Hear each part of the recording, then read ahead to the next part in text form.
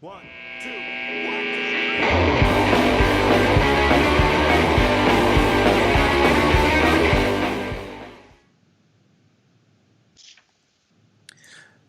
Okay, I'm hoping the stream is working because it hasn't popped up yet on there, but we'll assume it's working. All right, so hey everybody, welcome to Missed Takes. This is our first live episode. I'm hoping the stream is working. 'Cause it hasn't popped up yet on there, but we'll assume it's working. Now I got muted out here. So hey everybody, welcome to. Okay, figuring it out. Okay, so anyway, welcome to Missed Takes. If you haven't seen the show before, basically what we do is we take a single movie, we go through a list of movie mistakes, and it's up to us to explain how they're not mistakes at all. Now, ordinarily, we would be doing this on a live location. We'd be doing it in one of the awesome Chicagoland bars, having some tasty beers. But hey, quarantine. So now this is the live stream remote version of Missed Takes. So there's a good thing and a bad thing about this. The bad news is I won't be able to cut in any movie clips or do any other editing or anything like that. But the good side of that is we're just going to do it live, so you don't have to wait 11 months for me to shoot something and then put it out. It'll just be here, and that's fine. So without further ado, this is our first crack at it, so we're going to see how this goes. We're doing 2 movies today. Then we'll have a brief intermission in between the 2, but then we're just going to go straight through. My lovely hosts. I haven't even introduced my lovely hosts. So I'm Ryan. I'm the host with the most. My co-host, as always, is Eric. Hey everyone. And an old favorite, Matt, is joining us for our double feature today. Hey guys, how's it going? Coming to you live from my nerd blanket fort. I know, I'm so jealous. I mean, I've got like pretty awesome art behind me, but I don't have your hoarder nerd cave, which I'm really jealous about. So the first of the 2 movies is Demon Knight. I'm sorry. Tales from the Crypt. Demon Knight. There you go. I unabashedly love this movie. And before we even get into even just the hot takes of discussing the movie, I'm going to tell you a quick story, which is when I was a kid, I fucking loved Tales from the Crypt, the series.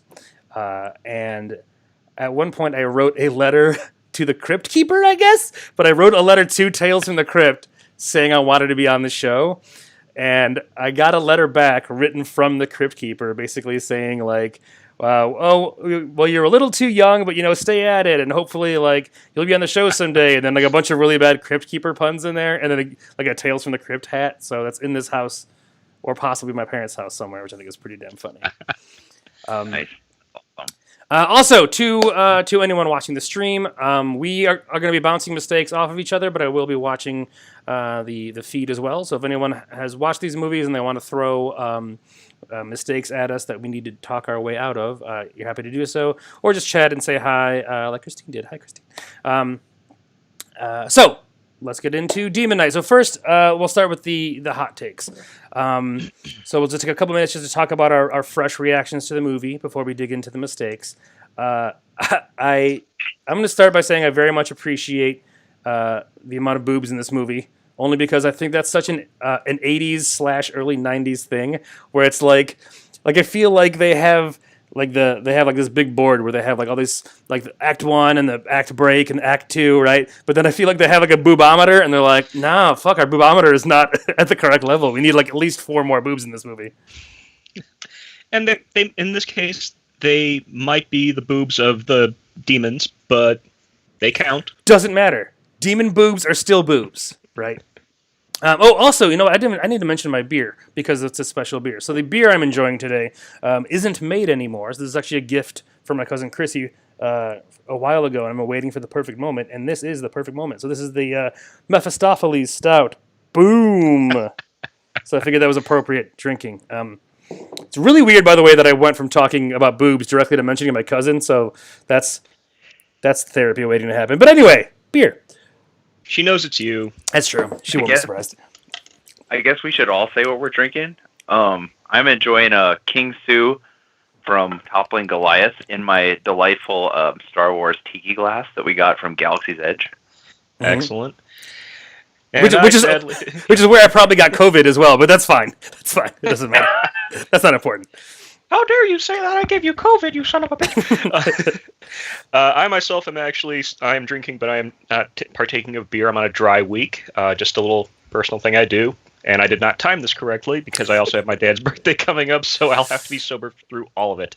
Well, you can make up for it on the next stream. The next stream you can just two-fist Well, it'll it. just be me face down, drooling on the desk, just holding up cue cards. Oh, that's fine too. I mean, it's quarantine. It's fine. Ain't no rules in quarantine. So anyway, I feel like gratuitous boobs are a thing of or a relic of the past, right? Like I feel like like you still occasionally get a boob every now and again, but it's like if you go see like I just saw The Invisible Man, which is a really good horror flick. I really enjoyed it. But if you made that movie in 1994. Basically, like The Hollow Man, right? I mean, you have to put boobs in that movie. Like, I feel like in the late '80s, probably all of the '80s to early '90s, if you left a horror movie, without seeing boobs, you'd be like, it was good, but it's missing something. Like, little je ne sais nip that I feel like is missing. Yeah, if it wasn't a Scream movie or a knockoff of that, where the studio's gonna be like, maybe not. But if it was like any kind of a knockoff of that, or just a slasher of the era, it's like, all right, I'm 22 minutes in. Where's the nudity? Come on, yeah, exactly. Yeah, never mind the body count. I'm getting cleavage and tight jeans. Come on, does nothing for me. Can you imagine somebody from the studio giving notes like that? Like I cannot imagine what those notes look like. They look like Harvey Weinstein's emails. Oh God! Oh no! Oh, maybe that's why. Maybe it's straight up like, we don't have to show that anymore. For example, Miramax made a bunch of Scream movies. That would be why I should not be allowed in a fucking Hollywood script notes anyway. Because I wouldn't go Weinstein. That's bad, obviously. But I would be like, I have two main notes. I feel like the character motivation seems to kind of wither a bit in the third act. I feel like we're no longer feeling the urgency that we felt in the first act. Also, titties. There's not enough titties in this movie, so I think those are the two things that I think we need. How would you say it? Yeah, like how do you say it without sounding gross like that? Like it's gonna always sound like you're hitting on a waitress at Hooters or something. If it's Hollywood notes, it's gonna sound gross. I mean, yeah. That's been proven over the last 30 years in Hollywood. But Ryan, I don't understand. All we're doing is we're making a commercial telling people that our business is going to support them in coronavirus. Yeah, I know, but titties though. That's all I'm saying. That's all I'm saying. As long as it has sad piano music, you'll be fine. Oh, sad piano boobies. Anyway, hot take. Hot take. Spend 10 minutes on boobs. We're talking about boobs too much, and we are ignoring what is my number one hot take with this movie is the cast is insane. Like I started this, and just in the Tales of the Crypt portion, all of a sudden there's John Larroquette, and I'm like, whoa! it shocked me. And then you start into the movie, and you've all of a sudden got death from Bill and Ted's Bogus Journey, aka William Sadler. Oh, which by the way, all of a sudden there's Billy Zane pops up, and Mr. Fetterman, it's insane. The opening of this movie, it's almost like you went to Hollywood for the first time and you're just seeing famous people on the street. Well, and it's like Jada Pinkett Smith was basically probably a no one at this. Not a no one, but she wasn't a name. Like now, you would lead your this movie to Jada Pinkett Smith, and at the time she was like, oh, and also this chick. Which, by the way, her name in this movie, depending on where you are in the movie, is either Geraldine, or Geraldine. But I've decided maybe that's just her full name. Like her name is Geraldine, Loon, whatever. So that's her full name. So she's like Triple J. That sounds like a mistake. Yeah, it is. It's like a soft mistake. Also noteworthy, Thomas Hayden Church in full Lowell mode in this movie. 100%. He's literally on loan from Wings. I love that man. And William Sadler is always kind of fascinating to me because he doesn't look young or old, but he's looked the fucking same for 30 years. Right. It's not good or bad. He's just just being Sadler. I think you could make the argument that he looked old when he was younger, and now that he's old, he looks young. You know what I'm saying? Because he Ooh. stayed the same, He basically. just looks preserved. Oh, he just had a nice window that he kind of just coasted through. I like that. So the only last hot take I had is that I miss horror anthology shows. Like I loved those so much when I was a kid, like Tales from the Crypt and like Tales from the Dark Side, and I don't know why they all had to be Tales, but I loved all that shit. And it's like they don't really do that anymore. I'm sad. Well, if they do, they always try to be clever about it, where it's got to be like dystopian. It's got to be like Black Mirror or something like that. That's what I'm saying. Is Black Mirror is like the closest we've gotten. I mean, I guess American Horror Story doesn't count, but it's kind of similar-ish. Well, I mean, I guess if you treat each season as like its own, Yeah. maybe. Yeah. But I just like I miss I just want to turn on the TV on Thursday night and watch something stupid and scary. But that's why Shudder exists, really. It's like Shudder is your horror. I just snorted, which is fun. Okay. Anyway, into the mistakes. In no particular order. So this is one that's actually bugged me since forever.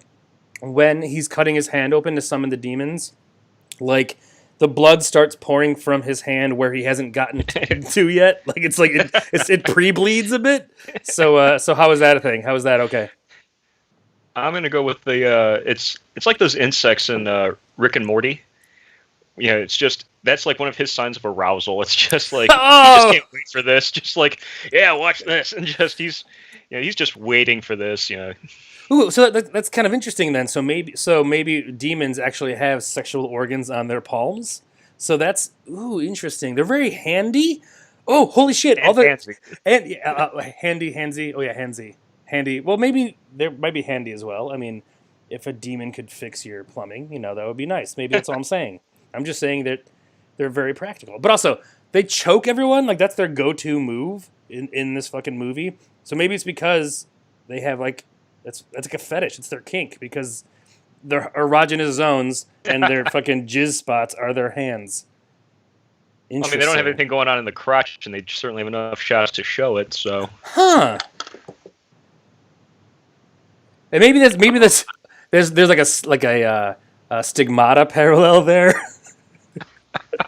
Like that's the biggest mockery you can possibly do of Jesus is like, well, you know what? I guess demons have dicks for hands now. So now what? Woo! Oh my god, how did we get to demon dick hands? In 5 minutes. I like how our first mistake has gotten us to demon dick hands and Billy Zane. With boobs and demon dick. Cool. Yeah, cool. It's fine. It's Tales from the Crypt. I blame Tales from the Crypt has always been a kind of overtly sexual show, so I blame them for demon jizz and extra boobs. Fair. Isn't the blood like? I mean, a hot take probably that I missed is that this is the first time I've ever seen this movie. I've never seen this movie ever, so I've only watched it once total in my life. But isn't the blood? I mean, you mentioned it. The blood is supposed to be like the blood of Christ somehow, In the key, right? yeah. Yes. It's in the key is the blood of Christ. I wondered if Billy Zane's blood was so powerful it just like seeps out of his pores. It's like sweat only. like he can barely contain it. I mean, I also think like he's probably done this demon summoning move so many fucking times that it's like it's basically like just reopening a wound. Yeah. I'm going to put the brakes on something I just was going to say. That it's like, okay, yeah, we're not going to make that joke. No. But I had the leaky hand there. One thing that the leaky hand. It's the bar that's by the leaky cauldron. It's like the really shady bar. Like you have to go around like a couple corners to go to the leaky hand. Oh yeah, no. Even someone who knows like Diagon Alley just goes, "Oh, you went dude." Oh. Yeah, you don't go to the leaky hand. That's a Slither bar. For sure. Ryan's definitely working at the leaky hand. Oh yeah, you open the door and like the fucking record scratches and all the Dementors look up from the bar and you're like, oh shit, I'm terribly sorry, it's the wrong bar. Oh my god, how embarrassing! They just hiss at you. Like, oh. That would be terrifying and awesome. We should put that in Universal. Pitch it to Universal. Note to Universal. Put it in the park. So speaking of blood, at the end of the movie, spoiler alert for those of you who haven't seen it, when Breaker is dead and Jada Pinkett is refilling the key, the blood is just pumping out. Like he's got a nice steady heart rate. So. Oh, and he's been dead for a minute. Yeah, he's been dead for a good couple minutes. So. All right, so I'm gonna say that it looks at a glance like the blood is pumping, but I'm gonna say this key has basically become so hungry for blood over the centuries that it's like sucking the blood out of him. It's just God. like this key is just hungry. It's like So that's what it is. It's like, but it's because it's it looks like it's a pump because it's like suck. So it's like taking breaths essentially. Yeah, I like that. I was Vampire just gonna Key. say that's the power. That's the power of blood. No, Huey Lewis answer is not acceptable. It's the power of blood. That was in his goth phase. Huey Lewis answers are always acceptable. Yeah, because the only thing I could come up with was either that it was like kind of like a vampiric parasitic key, or William Sadler was just like Breaker was one of the escape parts of the thing, and the blood was just oozing itself into the key because it's like, oh, I can spread with this. This is easy. Ooh, you That's just kind of blew my mind open though. Because here's why. We kind of like everything in this movie is hearsay, right? The cops just kind of trust Billy Zane. We as viewers are just trusting that William Sadler's story is true and he's the good guy. What if the key is evil and Billy Zane's a good guy trying to destroy this key, and we've been watching the movie the wrong way the entire time. Like he's just trying to destroy the key because once he destroys the key, the world is saved. William Sadler, knowingly or unknowingly, is following the bidding of this vampiric key that is Hellboy style, the key to unlock fucking chaos on the world. So William Sadler's the bad guy. I'm saying it now. Fact. Well, anyone who puts that much ketchup on what looks to be like gruel and split pea soup, I mean, I'm not going to say evil, but issues. That makes me so uncomfortable every time I watch that. Like props to William Sadler for just going ham on it, but that's fucking gross. Like I don't want to know. Even if it was mashed potatoes colored green, it's still fucking gross. Like, all right. So early on in the movie, when Billy Zane is rolling up and the car is about to hit, William Sadler jumps out of the car, but then it cuts to the cars hitting and there's no William Sadler to be seen. How is he gone already? I'm going to say that. It's the key. It knows that it can't be held by anyone and it needs a host. So it's got not latent but limited powers of preserving its host. Ooh. Like with the stars that show up on its hand, it confers a small amount of power where it's like in emergencies, it's like, okay, just here's a cloaking spell or a protective spell. It's like, but you can only do that like so often before it's like, well, you're fucked. Well, find me a new body to lug me around. It becomes like a little bit of a port key to a certain extent. Like he's just sitting there and it's like, oh, dude, you got to get out of this car. And it just transports him outside the car into the ditch or wherever he ended up. that makes sense. I believe that. Right. And again, especially if we're assuming this key is evil and he's under the thrall of this terrible tool, that it would have its own inherent thing to self-preservation, essentially. Can you imagine if that key actually talks to him and they've just had like a really toxic antagonistic relationship since World War I? No wonder he's kind of a surly dick. The second he meets like anybody, it's just like just having that supernatural voice just nagging him for over half a century. He's essentially Gollum, and the key itself is the ring. It's been tormenting him. This feeds into your idea, Ryan, that he's the bad guy. Yeah, he's a fucking bad guy, 100%. Billy Zane is God. the hero of this movie, and he gets destroyed at the end. That's beautiful. I love that. I love thinking of him as Gollum. I also I also love the fact that for some reason, and it makes it make sense that he transports out of the car because he's like, if he holds it, he goes invisible. It's very very Gollum-esque. It's the one key. That's what it is. It's precious. One key to rule them all. So I wouldn't call this a mistake, but I am going to force us to explain it. Why the fuck are there constant cougar sounds in this movie? Like there's fucking like cat roars all the fucking time. Why? What the fuck? Like again, not even a mistake, but I just want to fucking know.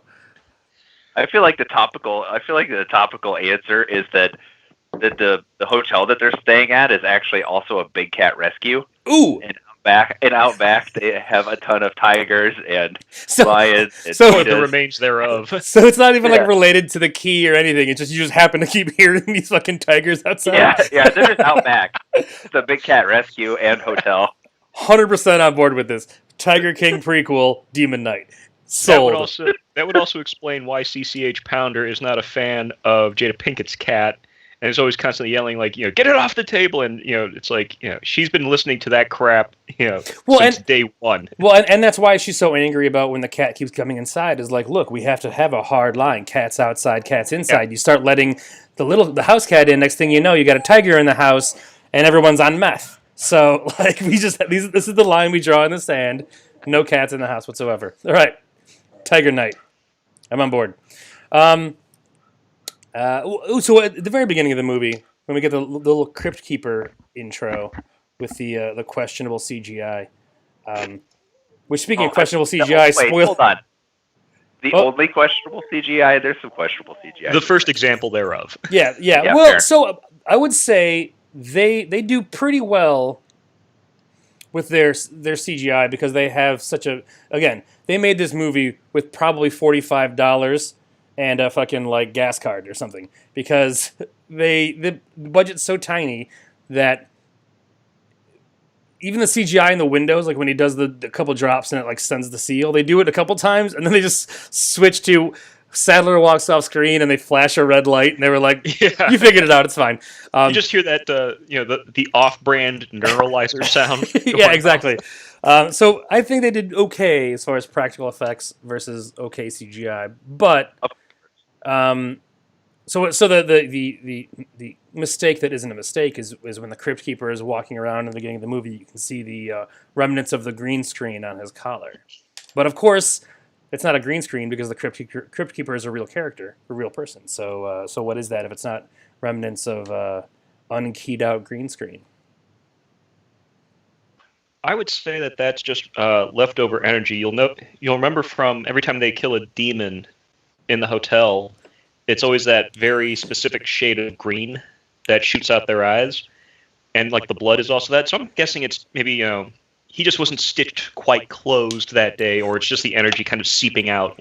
Well, that's, I mean, that the Crypt Keeper kind of looks at these demons anyway, so maybe there's literally a relationship there. Like he's a second cousin to Zane demons. Yeah, so I think it's just like either it's just his natural aura, if you will. Which again, that's why he's presenting this movie of like, hey, these guys have gotten a bad rap, but I want you to watch this movie and understand that the demons and Billy Zane are the good guys in this story. He's trying to set the record straight. For 25 years, we've been getting he's it wrong. foreshadowing. Yeah, he's Right. foreshadowing what's going to happen. I love that. I guess I just thought it was when I mean, this is not a very good answer, good mistake answer, but I was watching the beginning of it. I just assumed that it was just like, I don't know, they're shooting on a set.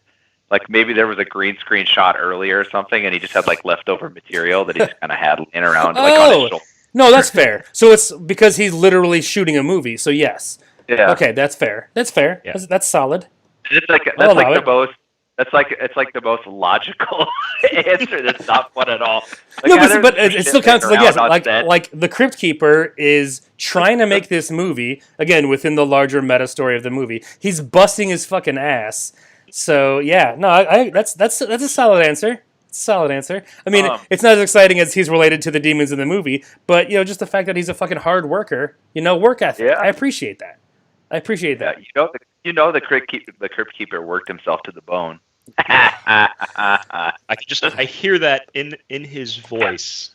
In John Like, Cassier's voice, works just himself to the bone. Just him bitching yeah. about like being overlooked for another promotion or something. Like, I give and I give.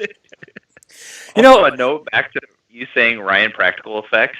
The thing that really stood out to me is that the demons remind me so much of Deadites. Oh, 100%.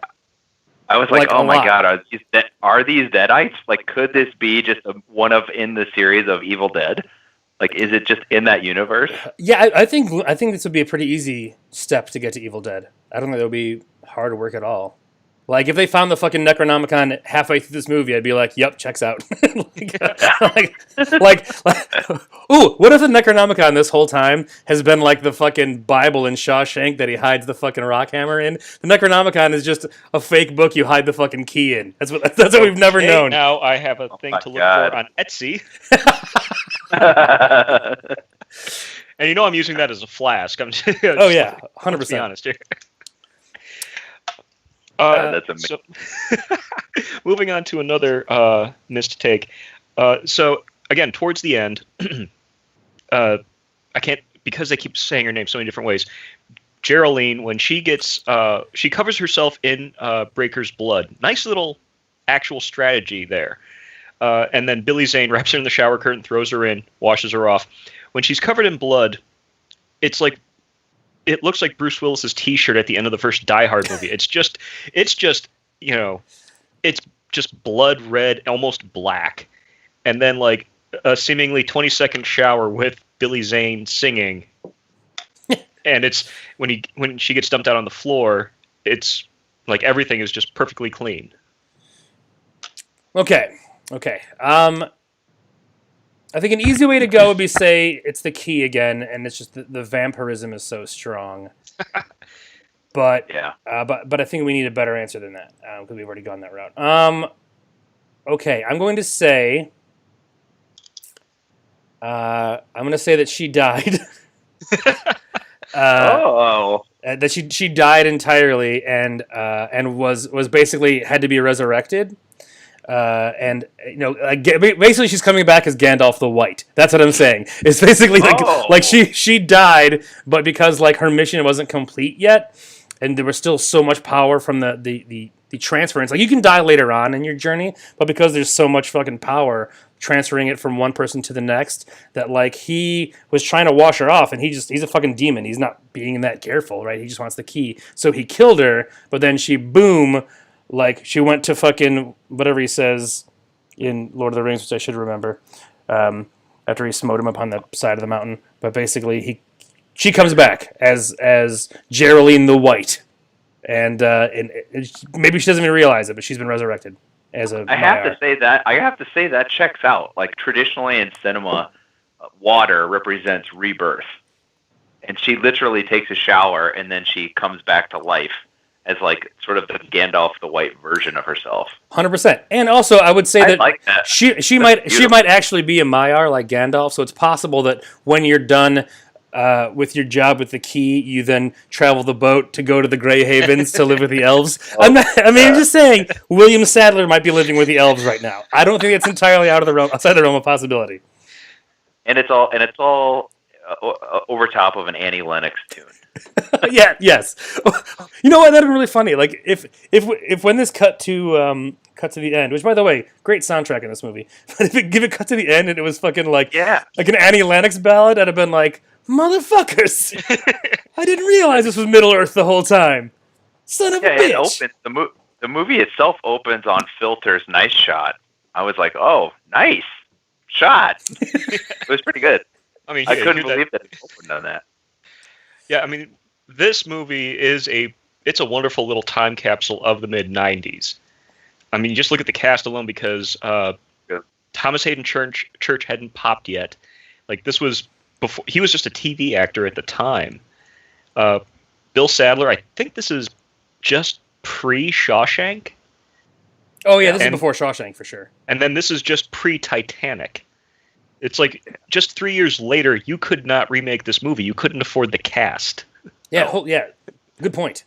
It's insane. That's why it was my hot take. I was like, this is insane. I can't believe you've never seen this movie.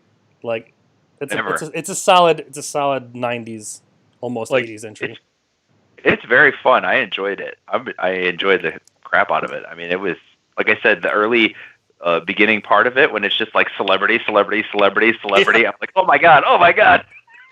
John LaRoquette, a random pair of, the girlfriend's producer, topless in a tub, and then all of a sudden it's like, wait, is that Death from Bill and Ted's Bogus? It is, and then it's like, oh, is that Billy Zane? Is he being chased by the fucking Phantom? It was insane. Oh, we need to do the Phantom. Oh my god. Oh no, dude! I just rewatched that movie. It does not hold up. I mean, it's Can't imagine it does.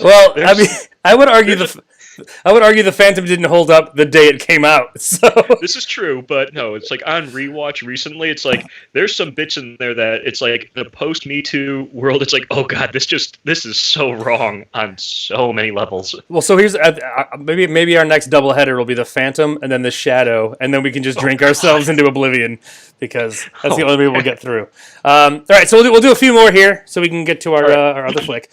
So at one point, Deputy Bob says he has 4 rounds left, right when they're like trying to figure out how much ammo they have left. And after his big thing, not so good, I got 4 shots left. A couple minutes later, he fires 6 times. So where did those 2 extra bullets come from? I mean, aside from the fact that Deputy Dipshit might just not be able to count as high as 6. No, I'll give him credit for that. I'm not going to dispute the man's mathematics. I'm going to say that under the stress of the situation, he's just kind of glancing.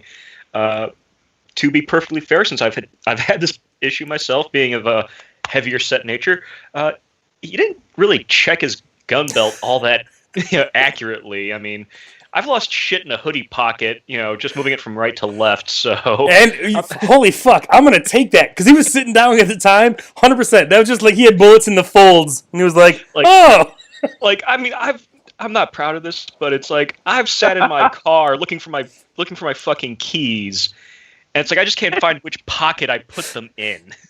So it's like when you're sitting on the couch just like eating jelly beans and you're sad because the jelly beans are gone, and you stand up and you're like, oh, I found 5 more. Yeah, same thing. Yeah, but wait, they're all the disgusting black licorice ones, but okay. Well, okay, so then here's the thing. Moments later, Bob sacrifices himself.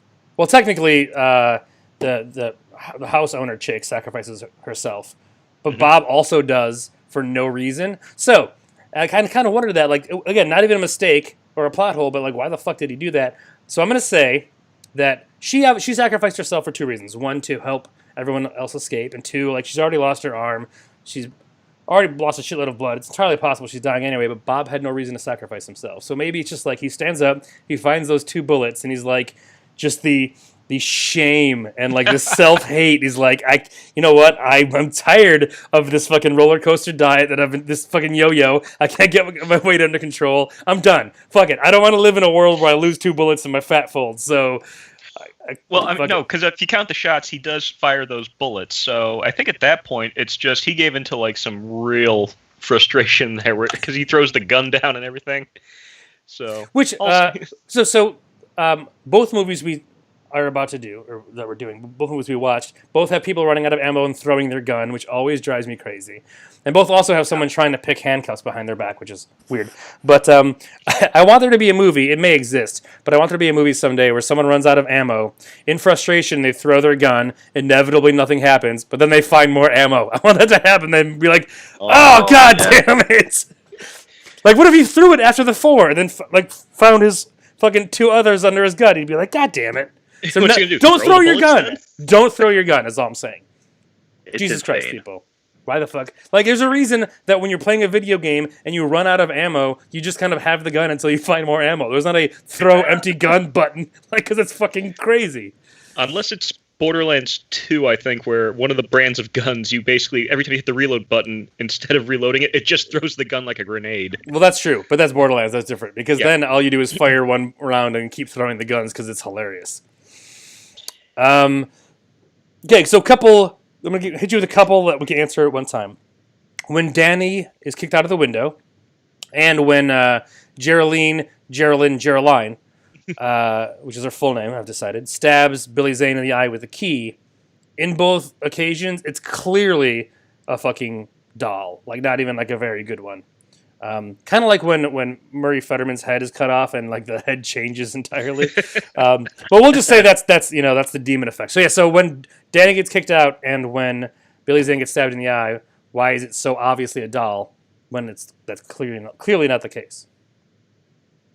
I would say that it's because the demons are not from our world, so they're kind of holding those bodies together, or they are using the material that is, that made us up at one point. So in the case of the kid, Danny, whatever is piloting his skin now, it has to use a certain amount of concentration to kind of keep everything looking normal. Under stress, like getting kicked through a blood-sealed window or Billy Zane getting stabbed in the eye, it's such a shock to the system that it's like, the spells don't work as well, so they look a little rubbery. Ooh, okay, I'll take that one step farther.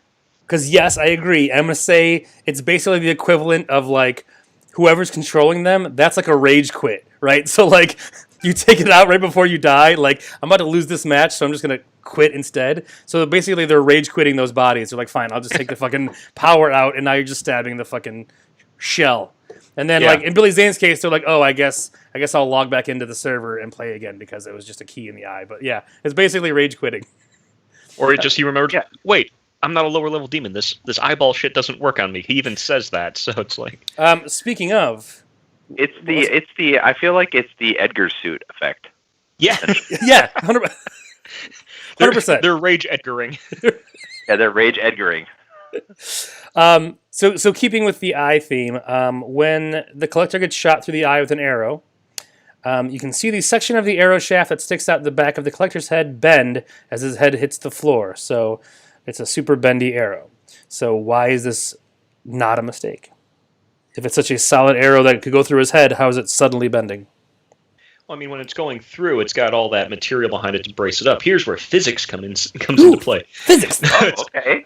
No, I'm thinking it's like a hollow arrow. I mean, it's meant to look like wood and mimic it, but it's like one of these lightweight hollow shaft hunting arrows, which I know jack shit about, but just go with me on this. So that, it's like you could, push through that dude's eye with, a little piece of hollow, tubing or like a dowel rod, but the second you actually try to bend it, it's going to snap right in half. Well, and I think it's probably fair to say that, we'd be making unreasonable assumptions anyway of like, yes, I think we can assume what happens if it goes through the head of a human, what we can expect the arrow to act like afterwards. But we have no idea what's going on inside the head of a fucking demon knight, just like chemically speaking even. So like it's entirely possible that just whatever's going on in that fucking demon nugget, bad name, I call it, just affects the actual physical properties of the arrow as it passes through. I think that's fair. Yeah, I mean, I feel like whatever sort of fluid is in their brain, because obviously we have fluid in there. If it's a demon knight, it's probably acidic in some way, so it degrades what you were saying, Ryan. It degrades the quality or the rigidness of the arrow. I think that's entirely fair. So I'm pretty good on my list. You guys have got any more mistakes for this movie before we hop to the next one? I do, actually. Let's see, where the hell is it in my notes? So the scene where the collector comes into the hotel, basically corners Breaker the first time, he tells Uncle Willie, the immortal Dick Miller, also the gun shop owner from the Terminator. Mm-hmm. 80s staple, 100%. 80s, 90s staple. Dude, that guy's got a career that goes back to like the fucking 50s. Sure. He's like, Zane is like, oh look, he's filled something awful. Would you mind dumping that out? So he makes a big deal about the fact that it's like, oh no, that still has the blood in it. Pour it out. Later on, when Roach, Thomas Hayden Church, steals the key, from Breaker's pack, doesn't, he's just like, just put it in the case, just call, no biggie. So he doesn't ask him to dump it out. All right, so here's what I'll say. I'll say William Sadler makes a pretty big deal about how there needs to be 7 people, right? Mm-hmm. So I'm going to say that by this point, so early on in the movie, when he makes or wants him to dump it out, no one's died yet. By the time he gets the key from Roach later on, a couple people have died. So maybe it's as simple as like how many living people are there is how strong the fucking blood is and just how hard it is for him to deal with the key. So when the people are at full power, he's like, I can't even fucking take it in the case. You gotta dump it out. When their power starts to decline because they've been seduced and or murdered, then it gets to a point where it's like, okay, now I can at least take it in the case. So it's just slightly weaker. The evil demonic key that is controlling everyone's minds is weaker. You mentioning seduction just reminded me of something I thought about and I didn't write it down. When he is seducing Cordelia, he's able to say the word love. when he's got Jada Pinkett, post shower, and the whole freaky like disco dancing scene in the lobby.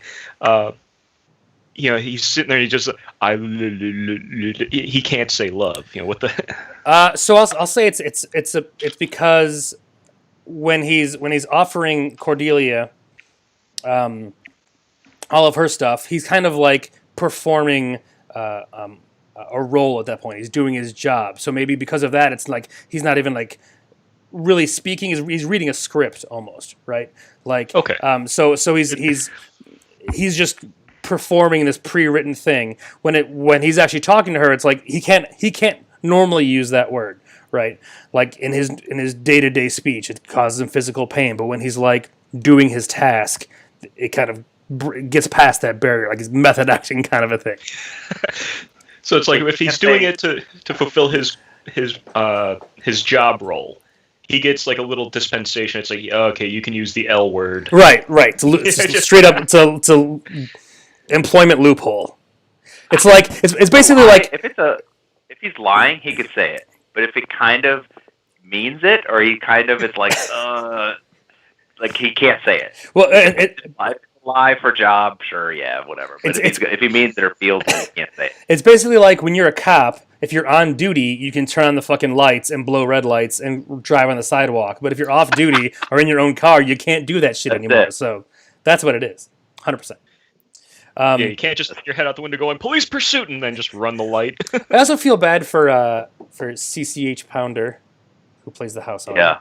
Yeah. Because he really phones in her seduction. Like, he puts so much work into everyone else's.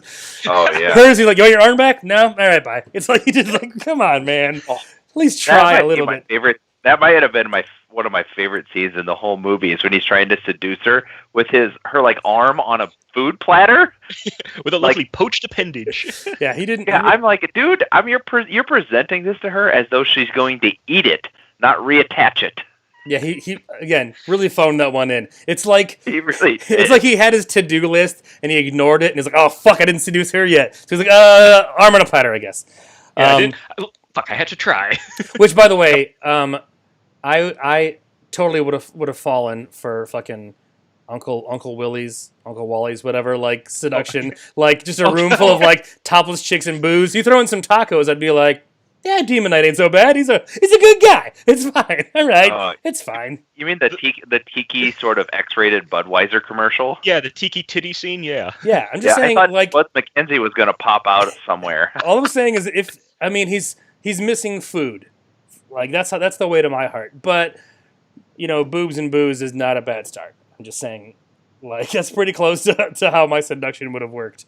But we should also point out, just in this movie, how many different like character roles Billy Zane is playing. He's always playing the collector. He's always trying to sell these people on the idea of their own damnation. But the approaches he takes, where it's that very kind of sincere sounding, talk with Cordelia. It's it's the Budweiser commercial they wished they could make. With Uncle Willie. It's a haunted comic book for the kid. The chance to travel the world for Gerald. It's like, so all this stuff, it's like, and you buy every second of it. You can see it's always Billy Zane, but it's like, oh wow, he's actually like he's chewing scenery like it's chewing tobacco. This is his best movie, in my humble opinion. He's so fucking good in this movie, and he's a good actor. But I think this is, aside from his cameo in Zoolander, which is great, I think this is his best movie. I also didn't even occur to me until right now, but holy shit, Roach is such a piece of shit. He didn't even get a whole seduction scene. Like, he didn't get that far. He was like, oh, you want this? Here. So Billy Zane probably had this, like, grand Roach seduction fantasy all fucking keyed up, and he's like, oh, I guess we don't need to do that because you're just a dick. So it's fine. And to be fair, it's like, how much would have really have taken for Billy Zane to, seduce Roach? It's like, he bitched about minimum wage, he slut shames Cordelia. So it's like, honestly, he probably could have just not even had like a suitcase full of cash. It could have been like Dodgeball, where it's just like it's the 1 wad of cash in a lunchbox. It's not even that. He could have opened a Twix and been like, "I'll give you one of these 2 Twix," and he'd be like, "All right." Yeah, fair enough. That's cool. And I get to leave. I'm cool. You're not going to kill me. Totally not going to kill you. Left Twix and I get to leave. Done. Here's the key. All right. Anything else, lads? Just that I own the Blu-ray of this movie, and it is worth the purchase. Oh yeah. I as do I, and it's worth it. This is a good throw on in the background movie. I watch it probably once a year because it's Billy Zane is so fucking fun to watch in this movie. And again, it's got a good soundtrack. So I will never say this is a good movie. You will not get that out of me. But I will say this is a movie worth watching for sure. It is very enjoyable. I enjoyed it. I thought it was fun. This might be something that I watch once a year now also. See? Because it is just a lot of fun. Like, I watch Evil Dead probably once a year. I watch Army of Darkness probably once a year. Like, just it's kind of in that same vein. It's just that kind of fun. And it's a shame. Yeah, go ahead. It's a shame that Bordello of Blood wasn't better because Bordello of Blood was fine, but I think they kind of came out strong with Demon Knight, and then they did Bordello of Blood, and then they didn't make any more movies. Well, no, they did. They did? They just didn't release them theatrically or all that widely in the U.S. I forget what it's called. I think it's called like Ritual, and they'd go through a lot of hassle to try to hide the fact that it's a Tales from the Crypt movie, and I've seen it. So is it kind of like how there's actually no? It is not worth seeking out. It is worth looking on Google for one bit. There is a very, very terrible picture of the Crypt Keeper with like dreadlocks. Like it honestly looks like one of those hats you could buy like at a shitty cruise or tourist trap place where it's just like one of those big fluffy hats with the dreads sticking out. It looks worse than that. Oh, because the whole thing is about like it's supposed to be like about voodoo, and it's like it's just this short of being racist. It's oh yeah, that's oh my and god. It didn't come out till like after 2000. So we'll treat it like how there are Lost Boys sequels, but there aren't any Lost Boys sequels, and that's fine. There aren't any Lost Boys sequels. Correct. This is another movie that for me falls under the Highlander tag. There should be only one. That's fair. I have one more hot take. Hit me. Or just general observation. Cordelia, a.k.a. Brenda Bach. Is it Brenda Baki or Brenda Bach? I think it's Baki. I literally, for a minute, was like, is this Elizabeth Olsen? Not Elizabeth Olsen. Well, like, it's not. Elizabeth Olsen was probably 9, so... Yeah, I know. But she looks so much like her. I literally thought it was her. I will admit that I did not know Elizabeth Olsen was an Olsen twin Olsen until like way later than I care to admit. I did not know. Okay. And then I was like, what? I clearly have to pretend I already knew this because I'm learning this way too late.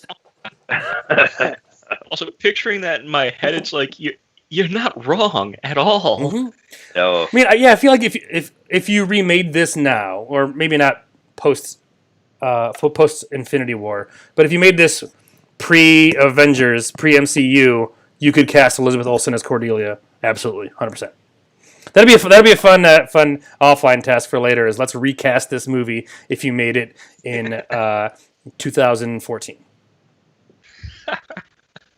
Oh, no, I guess that would be... Well, no, because she didn't show... Scarlet Witch didn't show up till, like, 2015 or something, right? So we can do... She showed up in... Was it Civil War? Yeah. No, Age of Ultron. Age of Ultron. Age of Ultron, yeah. So, like, halfway through. Well, anyway, we got a whole other movie to talk about. So I will say that we have proven that Tales from the Crypt Demon Knight is a flawless film, so well done, boys. Let's cheers and have a tasty beverage salute here. And then we will go to intermission for a few, and then we will talk about Resident Evil. So mute your mics, lads. I'll play some intermission music, and we'll get back on in a bit. Otherwise, cheers to Demon Knight. Boop! Cheers. Remember, there are no mistakes, only missed takes.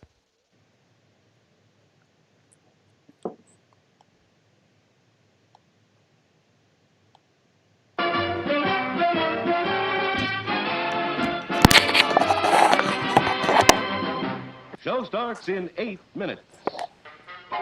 Yum, yum. All right, is the intermission It's working? time for a tasty and refreshing snack.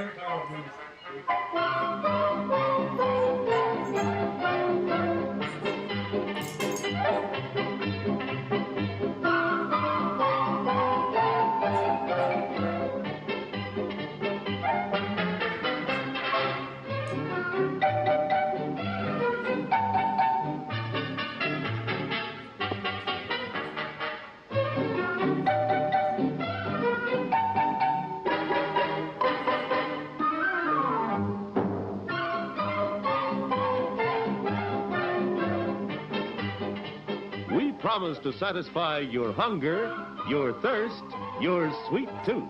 So visit our refreshment center now. Let's go! Show starts in 7 minutes.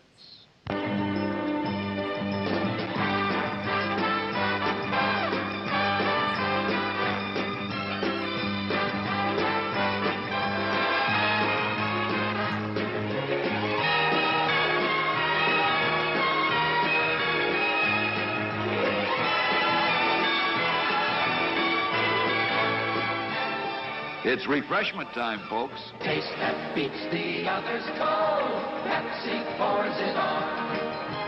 Taste that beats the others cold. Pepsi pours it on.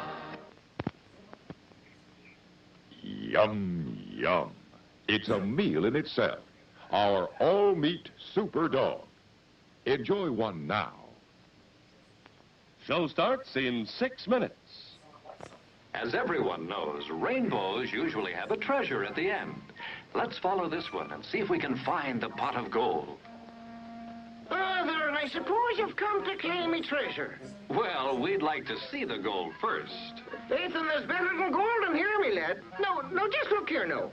Candy, refreshing soft drinks, popcorn, ice cream. Well, that's some treasure, but anyone can buy luscious treats like these at the snack bar. You don't tell me. Do you suppose you could get me a job as a snack bar attendant?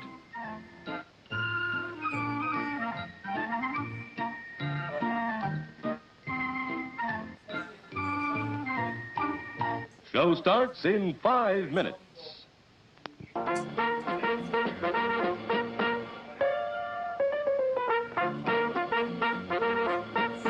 We're happy to have you with us this evening and want you to enjoy every minute of your stay here. And while you relax and stretch, visit our concession where you'll find something to please you. There are ice-cold drinks, delicious sandwiches, ice cream, coffee and snacks, and many other pleasing treats. Our foods are fresh and tasty, our drinks satisfying and refreshing. They're so good. You get more out of life when you go out to a movie. Show starts in 4 minutes. Visit our snack bar and treat yourself to some delicious Castleberry's pit-cooked barbecue sandwiches. Cooked the Castleberry way, slowly over open pits of glowing charcoal, then seasoned with a sauce that's zesty, yet delightfully mild to please the entire family. Also at the snack bar, you'll find popcorn and soft drinks and candy and French fries to go with your Castleberry's barbecue sandwiches. There's plenty of time before the movie starts, so visit our snack bar right now for Castleberry's pit-cooked barbecue sandwiches. Let's see. What time's it now? Still plenty of time to come and be served at the refreshment center before showtime. Show starts in 3 minutes.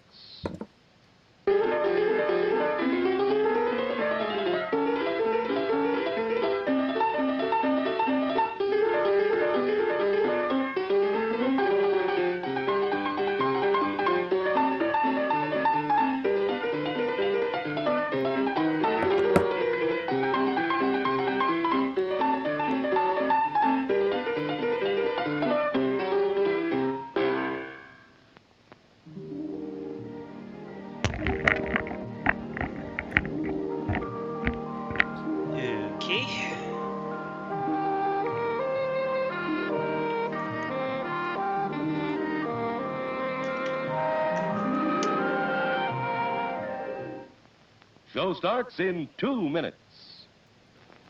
Your attention, please. All new Hotshot electric in-car heaters have been installed for your comfort and convenience. Just insert heater through car window and turn on the switch. When leaving, please turn switch off and replace on speaker post. Right. Warning, high voltage. Can you hear me? For Can you your hear own me? safety, Testing, do 1, not 2. attempt to repair hear or you. remove wires. Do not attempt to Testing, open heater testing. unit. If you 1, need 2, assistance, 3. please notify the theater box office or concession manager.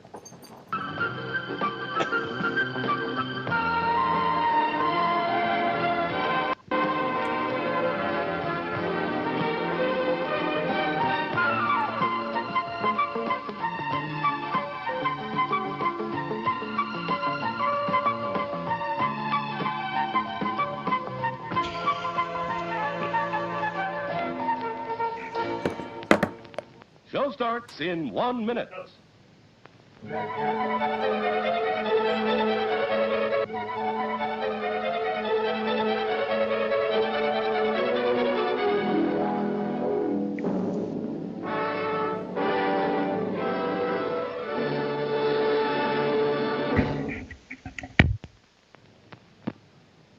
Please remember to replace the speaker on the post when you leave the theater.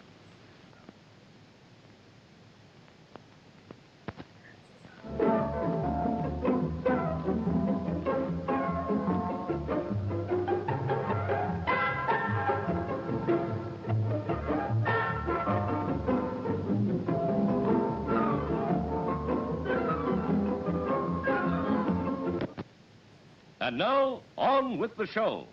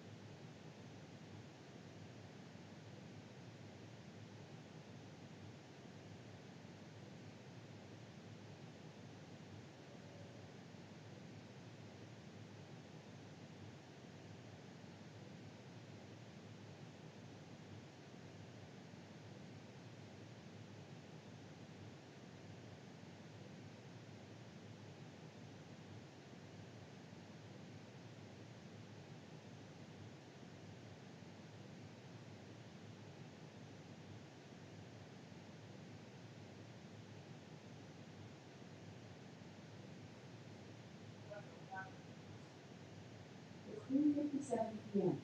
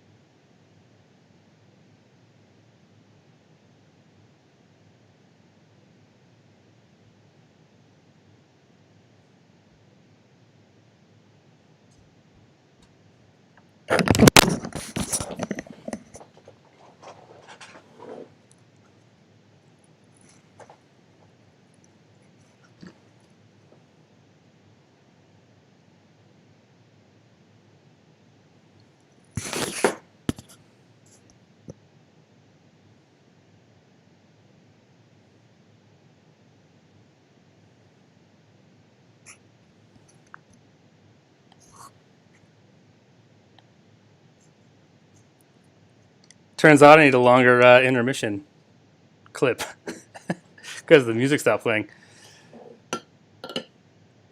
So now we're just going to say hi to everybody for 2 minutes until we start talking Resident Evil. Oh, I forgot my beer glass. Hey, everyone. Enjoy my art and talk to Matt and Eric while I go get my beer glass. Hey. I don't know why, but he keeps saying Resident Evil, and I keep hearing him say Evil Dead. I have no idea why. I have no idea why. I guess it's the Dead-Eyed Zombie connection, maybe. I don't know. Oh, Eric, I can't hear you. You guys hear? There we go. Yay! If I unmute myself. It's all right. Now everyone gets this. This is all the behind-the-scenes stuff. Also, I have two screens up, so I keep looking at the wrong screen as if it's the camera, but this is the camera. So hi, everybody. It's fine. I was finishing up Demon Knight on this screen over here, so I was looking over here a lot. That's fine. It worked out nicely. It actually worked out perfectly because as you guys were talking about things, they were literally happening. Ooh, nice. Like while you were talking about Jada Pinkett being Gandalf the White, it was happening. Which I think, I mean, again, enjoy your behind the scenes, people. But I think that the combination of deciding that Billy Zane was the good guy and William Sadler was the bad guy, and that apparently Jada Pinkett Smith is Gandalf the White. This is why I fucking love Mistakes. All right. Yeah, for real. So it is 2 p.m. So I'm not going to bother replaying the intro. No, fuck, I'm going to replay the intro. No, I won't. I lied. Yes, I will. Replay it. I'm going to replay it. But it's going to have on this episode of Mistakes. Whatever, it's fine. It's us doing stuff. And then a pause. 1, 2, 1.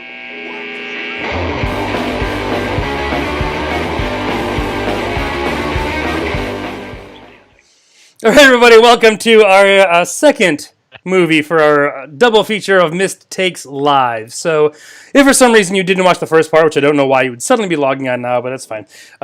This is Mistakes. This is a show where we disprove movie goofs with a combination of quick wit and bullshit, which I don't think I actually said that tagline in the first one.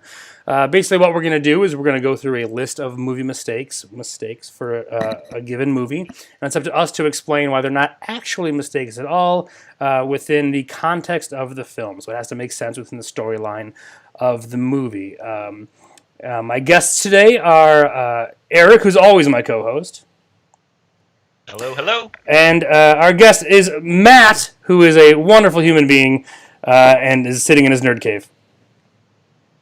I mean, I'd like to call it a nerd blanket fort, but yeah, same difference. That's fine. It's fine.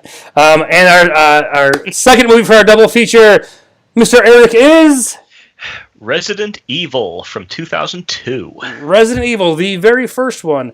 And I realized that I've seen some, but not all of these movies. So I think there's a Resident Evil streaming day ahead of me. The beer I'll be enjoying for Resident Evil is the appropriately named Zombie Dust. Whoop, whoop. So we're pouring that right now. Ordinarily, when we shoot mistakes, we do it in a local Chicagoland brewery. And then we go back and we edit it, and I cut in movie clips so you know what we're looking at. We will not be doing that this time. We're just live streaming it, so you're seeing it as we do it. As I said in the previous one, the bad thing about that is I can't cut in the clips of the stuff we're talking about. I can't cut in any graphics. The good thing is you're seeing it live, and it's not going to take me 37,000 years to actually edit it and put it out. I need to actually pull up my list for this, which I did not do because I am the worst. All right, while you do that, I will talk about what I'm drinking, which is the exact same thing I drank on the last episode, which is King Sue from Toppling Goliath in my wonderful Star Wars tiki glass that we got from Galaxy's Edge when we went there back in, I don't know, before quarantine, I guess. Which PC, back in PC. Yeah, it's kind of insane to think how just how much that's almost a valid thing. Like BC, we really should just start renumbering years now, because it's like everything before this existence, I can't even comprehend what that was like anymore. Like I used to drive to Iowa sometimes and hang out with Matt at the office. And it's like what is that? Like yeah, what is leaving your house? Is that a thing? Leaving, is that how it's pronounced? Even imagining being at Disneyland seems insane. Like I'm jarred. I get very like triggered when I see just two humans together on TV. I was just gonna say that. I was like, yeah, oh god, oh. I watch. Yeah, you watch something on TV and it's like, you are not social distancing. I can't fucking deal with this. There are so many people right now. Like, holy shit! Where's the gloves? If anyone's watching live and you are familiar with the movie Resident Evil, feel free to comment in the stream. Hit us with some mistakes and we will try to explain them. Otherwise, just say hi and holla at your boys. Otherwise, just sit and enjoy us talking complete and utter bullshit while we drink. So, boys, Resident Evil. A couple funny things about this, hot takes wise. As always, we're gonna discuss our hot takes. So these are just kind of our reactions from the film before we dig into the mistakes themselves. Just literally hot takes. Not literally, they're not literally hot, but you get the idea. First off, another awesome soundtrack. This was like back-to-back great soundtracks, both of which I own.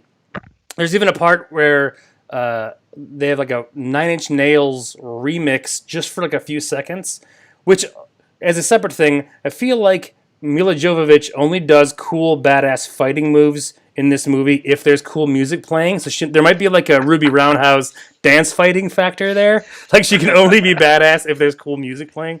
But yeah, so awesome soundtrack.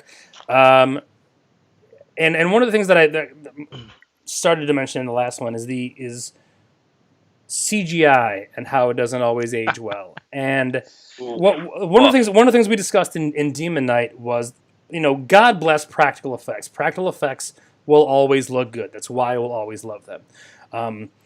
Even realistically, even in the movies that you and I and everyone are watching now, and we think the effects are amazing, 20 years from now, we're going to think these effects look like garbage, right? Like, we're going to think, fuck, Avatar, if we watched Avatar today, I bet the lines on Avatar are starting to show, the seams. And I don't remember the CGI being particularly offensive when I first watched Resident Evil, and I do love this movie. But watching it now, it's like, fucking yikes, man. Like, when the liquor shows up, it's like, oh no. Yeah. Well, it's not even as good as a video game is now. That's exactly what I was thinking. As like the most recent Resident Evil video game has better graphics than this Resident Evil film, which is not good. Who's that? Like the unkillable dude in the remastered edition, was it Mr. X or whatever? Looks more photorealistic than almost any of the creatures. Like even some of the zombies look kind of janky in this movie. Well, that's why practical effects are great. And even in Demon Knight, where they clearly just had like LED lights in their mouths and stuff, like I appreciate that. And this one, like, so my favorite example of CGI versus practical effects is the dogs, right? Like there's CGI where there's some rough CGI in the dogs. Other ones is like, just cover the dogs in meat and say they're zombies. It's like, that's fine. It totally works for me. It checks it off. But yeah, so the CGI is a little rough, and we can work that into a mistake if we need to. But that's more just a hot take of like, man, fuck it, some CGI does not age well. Ooh, one thing I should mention though, which I did not mention during Demon Knight, is the reason we chose the films that we chose today. So, Demon Knight we chose as a remote quarantine film because Demon Knight is they're all stuck inside a house and they can't leave, and so the demons outside are the metaphorical coronavirus in that case. Okay. And this one, so Resident Evil, we're dealing with an actual virus, and there's an interesting kind of aspect to this film that I never really respected until watching it this time, which is hashtag Red Queen did nothing wrong. Like, she was fucking right. Like, because if this scenario happened in Wuhan or wherever the COVID-19 strain started,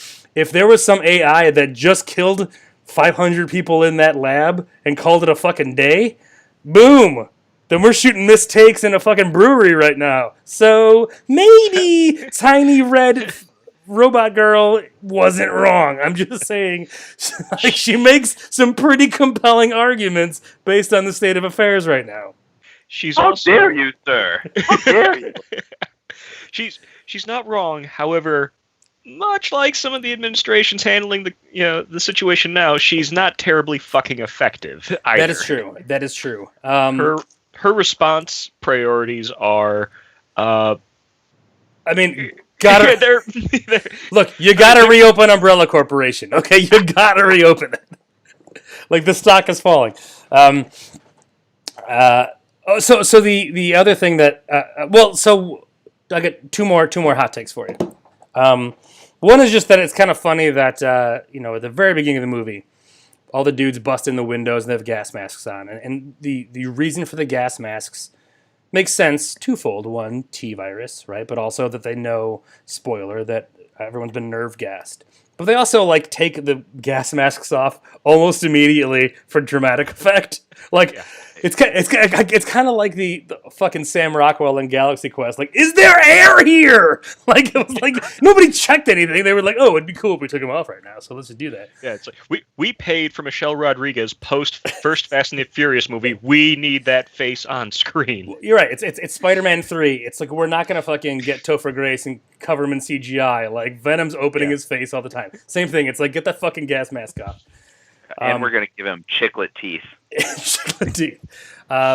We should do Spider-Man 3. That's gonna be. Oh no, we should not. No, yes we should. Oh, and we should do Spider-Man 3, and we should all goth up for it. Like really, like emo up. It'd be great. And the only other hot take that I have is the fucking laser grid room. Okay. So two things. So A, it's super extra. Like that's you're being an extra bitch when you have that kind of security. Like there's easier ways to do that. But also, like, it's extra if that's even a thing, because you have like the high one and the low one that jumps a little bit, and then you have the grid. Like, just have the fucking grid to start with. Like, that's Red Queen just being a bitch. Like, just fucking toying with you. Just have the fucking grid. Now, there will be a mistake with that as we move on, but more hot takes from my boys first. Okay, hot takes. My first hot take, which is sort of a fun thing I like to do, which is called Secret Sequel. And so a good example of Secret Sequel is Sleepless in Seattle being a sequel to Joe versus the Volcano. Ooh. Like there's a lot of fun ones like that where it's like similar actors kind of, but you kind of play a game where you pretend like it's the first one and the second one. And so for this movie, I decided before it started that I was going to play Secret Sequel with this movie. So I played a secret sequel to Fifth Element, and it worked. My hot take is it works really well, and here's why. She opens up the movie like in her shower, and she's like waking up, and she's like groggy, like from like, oh god, like what happened? Oh my gosh! And what I immediately imagine is that when she plays Lilu in the Fifth Element, that was basically a dream for this person. Like, so the Umbrella Corporation like knocks her out. They like fill her apartment with gas, and then she like falls down and hits her head. Has a dream. That dream is the Fifth Element, and then she wakes up in her apartment, and then this movie happens. Well, and it's nice because now she understands war and love, so that's good. She does. She did it. There's also a lot of her like just laying around like kind of naked in this movie, which I find there's a lot of that in the Fifth Element too.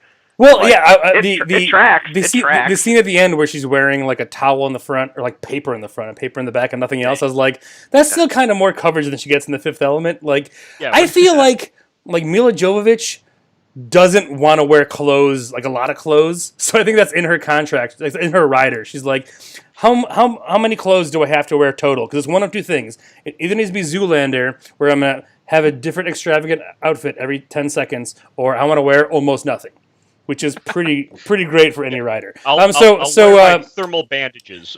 So Chaz mentioned here in a comment, hi Chaz, the laser room was in the era when they were doing cool slicey things in movies, i.e. Ghost Ship, Cube, 13 Ghosts in a Cell, chopping stuff into pieces quickly. And it's funny because I want to kind of double down on that there was this like window of movies that they've kind of gotten away from, but it was kind of stealing the old like anime samurai move of like you slice someone and then nothing happens for a few, and like this was full on like that and fucking Ghost Ship where it's like a few seconds passed and it's like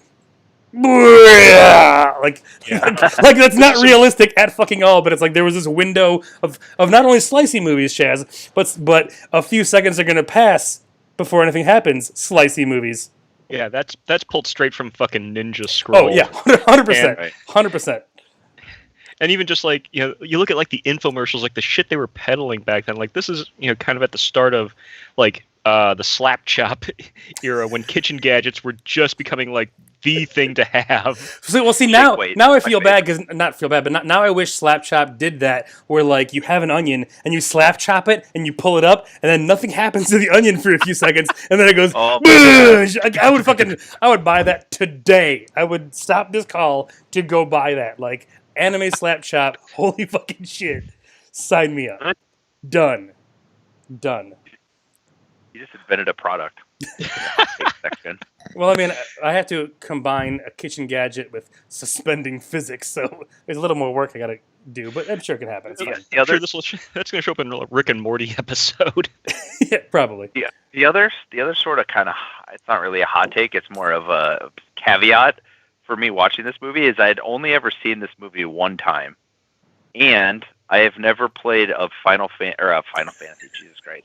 I'd never played a Resident Evil video game, nor have I seen another Resident Evil movie other than this one. It reminds me of like Fast and the Furious. I saw the first one, and I was like, yeah, this isn't for me. Well, and then I just see, I like this one. This is my favorite Resident Evil movie. Again, I haven't seen all of them because I think there's somewhere between 5 and 12 Resident Evil movies. But I like the sequels just seemed to kind of go downhill where I stopped being interested. Like I was losing interest as they went on. And again, I don't think I even saw. I think there is like a Resident Evil final faction. Final Extinction and Retribution. Final Extinction and Retribution. Well, actually, that's part of it. Is they all have like names that it's not Resident Evil 4, Resident Evil 5. It's like Resident Evil Pants Party, Resident Evil Sandwich, Resident Evil what? It's like I don't know what any of these things are anymore. Like I don't know what goes where. I can honestly tell you. So here's my hot take for this. I saw this movie in the theater because at the time it's like, okay, one of my favorite, PlayStation games ever. It's like, okay, Mila Jovovich, great, awesome. This cast, phenomenal. This movie falls into the category of, and this actually holds true for a lot of the franchise, you can't believe the fucking actors they got in these movies and they are crapter pieces after the first one. It is a cliff dive in terms of quality, but they are never not entertaining or interesting. You just might want to mute them unless you see someone like dying, because they're just not that great. But there's a little bit of turn off your brain for this one, and I feel like it gets worse. Like so I feel like by the time that you watch Resident Evil Final Fantasy, that you should be so obliterated by then that you're like I don't care what happens to me right now. Like whatever your booze or drug of choice is, just like load up on that and then make it happen. And pace yourself, because some of these movies, when you see a Resident Evil movie that has over a 2-hour runtime, it's like, oh, yeah, nobody needs that much Resident Evil. Which is saying something, because this first movie, another hot take or note that I had is this feels very much like a Cinemax porn. Like that's the quality of filmmaking that we're dealing with here. Well, so I watched the wrong one. There are there's a couple. So just the quality of filmmaking. I'm just like, what's happening? Why are all these famous people in softcore? Oh, apparently there was another Resident Evil that came out after Final Chapter, so I call bullshit. But that's kind of like Nightmare on Elm Street, like the final Nightmare, and then like in Friday the 13th, they're like, this is the final one, but we'll do 6 more but we can still make money, I guess. Yeah, because it turns out we can still make money. So there are the aesthetics of this movie are really interesting because they do some like really 90s shit, which is funny because this movie came out in 2002. But there's some fucking like zooms in this movie that are like something happens and like zooms up on Mila Jovovich's eyes, like why is that happening? What? It's pretty bad. It's pretty bad, and it makes me like another note that I had is like, oh, this is kind of, it's better than I remembered, sort of. I mean, the quality is very good, but the end, nice little cliffhanger, and I was like, oh, I kind of want to watch the next one, and I'm probably not gonna now. That's fine. Based on your guys' comment. Like if this is as good as it gets, I'm out. I was right. From what I remember, the second one is okay, but like. Again, I enjoyed this first one, and then you watch the second one, and it's like, yeah, first one was really good. Also, this is a movie. Okay, I guess this is fine. So yeah, so like, don't avoid it, but don't seek it out. All right, let's get into some mistakes, boys. Okay. So when Matt, not you, Matt, the other Matt, the Matt in the movie, when he gets scratched by the mutated liquor at the end of the film, the scratches on his arm appear before the creature's claws actually hit him. How is that possible? Now, I think before we get to answering this, I think there are 2 things we have to keep in mind. Okay. All right. First one is, when I keep thinking about movie mistakes, I keep trying to want to just blame the Umbrella Corporation and/or experimentation on creatures and humans and chemical things. That's we're gonna have to be because there's a couple easy answers we have fucking on the table. Like amnesia is a fucking it's just sitting there. That's the fucking easy button to press. But we can be better than that, Matthew. We can be better. Oh yeah, he got the scratches. I don't know. Experimentation. Umbrella Corporation. Next. Experimentation. Umbrella Corporation. Next. Oh, next. Man, this shit's easy. Yeah, this is easy. Okay, scratches. All right, so I'm gonna say that what we see of the liquor, like what we actually visualize of the liquor, doesn't necessarily mean that his physical boundaries. So it's entirely possible that, again, like maybe a cloaking mechanism, or maybe there's more, like his claws extend farther than we realize. Like we're just seeing what's there, but like maybe there's a bit of a cloaking mechanism there. So his claws are like yay long, but we only see yay. Like because maybe they were kind of like trying to figure out how to make these creatures entirely invisible, but they were only kind of figuring it outside in. So like he basically clawed him, but then as like his real claws come in, that we see, his actual claws have already fucking hit him. That's what I'm gonna say. Yeah, I like that. It's kind of in the vein of what I was thinking. I was thinking more like it's a made-up creature. We have no idea what powers he has. Like maybe he's able to affect sort of the the atoms around him, and he can just kind of like force claw the guy. Like this is part of one of his powers. The old force claw. Ooh, which is interesting because the liquor gets away with some bullshit he should not get away with. So I like rudimentary force powers. I'm kind of down with. Like. Now we know what happened to the remains of Master Sifo-Dyas when he ordered the clone army. Actually, I was going to go with the idea that kind of going on the unstable anatomy part of this is that like he just has like almost like little tentacles or cilia like that kind of extend. Ooh. That's sort of like a restraining thing. So it's like it guarantees him a hit with those claws. And they're just so fine that like we don't see him at a glance. Silk. Oh, nice. I like that. I like that better. I would like to delete mine and subscribe to your newsletter. I think we just hang on because I think force powers might explain more shit. Yeah, that's a good point. Force powers might become real important real soon. So. Yeah. Actually, if you watch the rest of the movies, that tracks very, very accurate. See what I'm saying? That's fair. They all of the sort of creatures experimented on had really high midichlorian counts. So keep that in mind. Well, that's T virus is based on midichlorians. Like that's literally like just a spiral of midichlorians. Stem cells. T virus is basically midichlorians. Yeah, they're basically they're harvesting Jedis for midichlorians, and then trying to like bioengineer midichlorians, like bioengineer the Force. Holy shit! Is this a Star Wars secret sequel? Oh my god! Yes. No, it's an Episode 1 secret sequel. Yes, it's an Episode 1 secret sequel where they were harvesting Jedis and bioengineering midichlorians, and this is what you get. This is what you fucking get. Is this when we find out that Raccoon City and the Hive are actually on that water planet, Camino? Yes. It's That's actually, true. It's like, we don't know this is Earth. I think that's a very important distinction because last time I checked, there is no Raccoon City on Earth. So this might not fucking be Earth, boys. This might not be Earth. Just saying. Coming in 2022 to Galaxy's Edge, Raccoon City, the Raccoon City Annex. And it's got like the Umbrella Corporation in there. Everybody's like, "This isn't Star Wars, it's Resident Evil." Like this it's is so Mickey Mouse. It's Mickey Mouse with the two umbrella things for his ears. The three of us have to stand at the entrance. So people walk in and be like, "How the fuck is this Star Wars?" We're like, "Oh, grab a beer and sit down. I'm gonna fucking tell you how this is Star Wars." It's like you got two choices. You can either sit there, have a free beer, or you can just take this little MP3 player and just punch in the prompt codes when you get near the exhibits, and you'll hear us explain it anyway. So check this shit out. Yeah. All right. So near the beginning of the movie, Mila Jovovich reads a note. However, when they finally show that note actually being written, the handwriting doesn't match the handwriting at the beginning of the movie. Oh god, I just came up with an answer that actually tracks back to fucking Star Wars.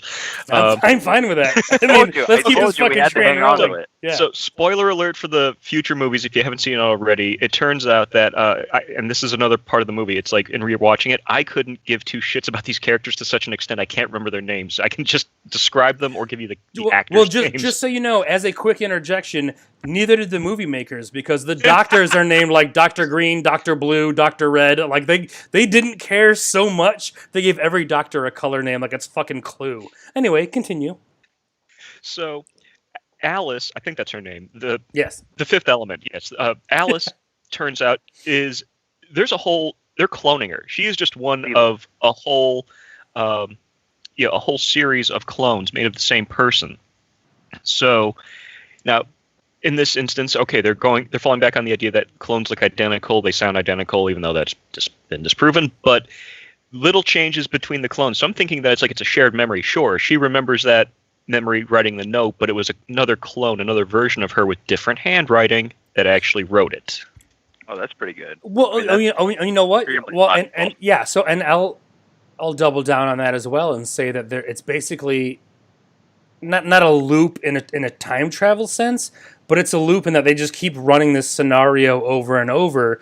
And maybe there was a little bit of like crossover between loops that we were seeing. But basically, like the Umbrella Corporation, this is just like a fucking fire drill, like they claim at the beginning of the movie, and maybe that's the tip of the hand we didn't realize. But maybe they're just running this scenario over and over and over again to kind of see how it works. And they're basically everyone in this movie is a clone, right? They're just killing people in different ways over and over again. Like Raccoon City on this water planet. They're just running this scenario, or they're running this over and over and over to see all the things that could possibly happen. So it's almost like Westworld style. So like clones / hosts over and over. I'm on board. Is this being built in? My is this like in the same? My answer to that not nearly as cool. I was going with the Roger Rabbit excuse. Disappearing ink. Reappearing ink. we did have Charles Fleischer in Demon Knight, so maybe there's some carryover to this one where Roger Rabbit. There's our link. There's our link to our previous movie. Also, if this is a simulation where it's like, okay, this is basically taking place inside of like a controlled environment, is this being built in or taking place in like the same dome as the Truman Show? Possibly. Oh my god, like just watch for entertainment? Like some sick fucks are just watching this play out? I mean, I would watch this show, to be fair. I watched the movie, so I would watch this show. Yes. So here's one. So going off that same idea, the same scene, we're still in the mansion. We haven't even got to the hive yet. Okay, so Alice and Mark Antony, because that's literally the only I know that. Fuck, actor. That's what he's from. I was driving me crazy the whole time, and I was too lazy to look it up. Mark fucking Antony. Thank you, sir. Sorry, continue. Yeah, so they're married, as a cover. It's a fake marriage, and they're stationed in the house basically as glorified security guards to make sure no one wanders in. So they're supposed to be there, and they're supposed to be like the first point of contact for anyone coming in to use this entrance. Why would the Umbrella Corporation want to use a nerve gas that causes amnesia on the people that are supposed to give you on-site intel? Shit. That bugged me the first time. No, hold on. I've got it. I have it. This is. I hope someone does because I got nothing. This is an easy one. All right. Easy one. Have you ever worked for a corporation? Okay, I can see where this is going. Yes, briefly. Humans work at corporations, and one thing that humans do is make mistakes or have bad ideas all the time. So and there's like a young VP at the Umbrella Corporation, and they're like, look, what we have to do to deal with this situation is we got to go in there, we got to give them nerve gas that has whatever causes amnesia. We'll be fine. It'll be fine. Well, and he has this great sales pitch. He's going to circle back later. He's going to double click on it. He wants to take it offline. We'll table this for now, and then we'll fast follow after we nerve gas them. So the fast follow is the nerve gas. I think it's more than that. I think you had the VP in charge of like on-site security, but he was kind of leaving that day, like he didn't want to deal with it. So like the intern that was working with him, they were like, "Yeah, figure out how this works because I have a fucking." I have a reservation at Dorsia. I have to fucking make. And so the intern's like something nerve gas, something amnesia. Yeah, fine. Everybody gets nerve gas. Everybody gets amnesia. I can't be wrong. It's fine. Some poor nobody will remember that I did this. So some poor intern's going, wait, did they want the nerve gas with amnesia or with this guy's fucking handwriting? Right. So that's what it was. It was basically like the intern was like, "Fuck, I don't like." He gave me really bad fucking instructions and left. So like, I'm faced with two things. I can nerve gas some people, and then I'm in trouble because I didn't nerve gas the right people, or I can nerve gas everybody, and then later on be like, "Well, I just wanted to make sure I got the right people." So yeah, it's Umbrella Corporation intern, 100%. Okay, so I like it. This feeds into another thing, and I guess if we're going to lean on that corporation thing where it's like, okay, this was a lab and an experimentation center built by committee. In the beginning, when we see the very overly elaborate case holding the virus and the antidote, and then they throw the virus, okay, why are there air vents in a clean room area to allow the spread of anything in that lab? Again, it's like, okay, if this was something built by that's a committee, good point. Yeah. Well, so no, it's got to be the same intern. It has to be the same intern. It's just this one guy. Well, so I'm gonna say that's the I think it's pretty safe to assume that Umbrella Corporation is an evil corporation. I think that's their evil fail-safe, right? That's their self-destruct button, where they're kind of like what Red Queen did anyway, but from a corporate level, where they were like, we're gonna put vents in there, so if anyone pisses me off, or like these guys try to unionize or whatever, like we're just gonna fucking T-virus everybody out of this fucking room because they can't trust that some guy is gonna fucking chuck it and break it. So maybe they had like a way to break it and just gas everyone. Like there was a human version of the Red Queen kills everyone, or shitty intern. Also, I mean that's pretty good, but I still like shitty intern. I mean, I'm fine with either. Also, I'll buy a shitty intern all day. Also, there's a character that's referenced, and I guess shown in here with the Red Queen, that it's like, yeah, it was based off of like the lead designer's daughter, blah blah blah, and okay, did they also the visual avatar, the interface, based on a little girl, creepy. Yep. Did this designer also make it so that this artificial intelligence in charge of this secret lab also had like the IQ of your average like 6-year-old? Because like the responses and everything that happens, it's like, yeah, this is not how. Like I've been a bad girl. Yeah, it's like, why?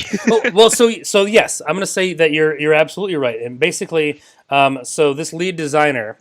Right, was in just an awful divorce. Right, lost custody entirely because he was so wrapped up in his work. Right, so he hasn't even seen actually the girl that's represented by the Red Queen she's like 19 now, but like this is the last time he saw her. So he created a simulation as the only way to interact with his daughter, and his own bad judgment. She also controlled the AI, but when he first made her, she was really cold and calculating and really kind of like.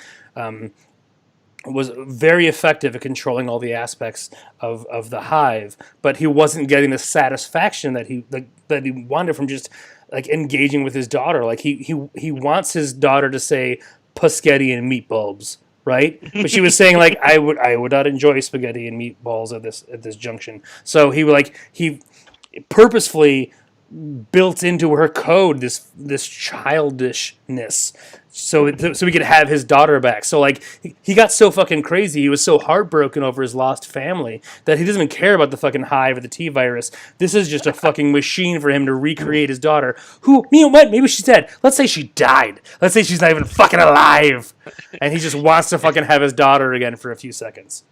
And if you want the real answer for that, watch the movies. All right. Also, I feel like you're describing Kingpin from Into the Spider-Verse. Ooh, okay. So because we never see the designer, is it possible that the designer of the hive is the Kingpin? Well, I like that. Well, he's running the show. Probably Octavius is the designer running the lab. I mean, I think they never see or describe the actual head honchos of Umbrella Corporation, of who created this virus. We don't know anything about that. It's entirely possible that's Kingpin and Octavius. Yeah, this could be a fucking Secret Spider-Man sequel. I mean, to be fair, based on the era, it would technically be a Secret Daredevil sequel, but you know. I'm sorry. Well, wait. Are we talking Daredevil like the series? Because I can be down with that. D'Onofrio Kingpin. I'll sign up for all day. If you mean the movie, then I'm afraid I don't know what you're talking about because that's not a thing. I was going straight up Michael Clark Duncan, R.I.P. Oh. I still haven't seen The Green Mile. That's a hole. I know. I hadn't seen Demon King, but you haven't seen The Green Mile. I feel like it's a bigger hole. Demon Knight, motherfucker. You can't even get the goddamn name right. He got promoted. Exactly. Although, to be fair, we did say there was a whole Tiger King link there, so Demon King is fine. That's fine. Oh, shit. I feel like that's a meme waiting to happen. Billy Zane as Joe Exotic. As Joe Exotic. Oh, I would fucking sign up for that right now. Like, show me that movie. Anyone who happens to be listening to this, if you have even just like basic Photoshop skills, help us out here on this. Well, I just want to see that combined now. Like, I want to see him standing outside Big Cat Rescue and be like, "That bitch Carol Baskins, this place is condemned." And he starts like summoning demons. Like, holy fuck! Oh my god! I need to see that. Doing okay, that whole dance, yeah. So, right. So when Spence is killed by the liquor, spoiler.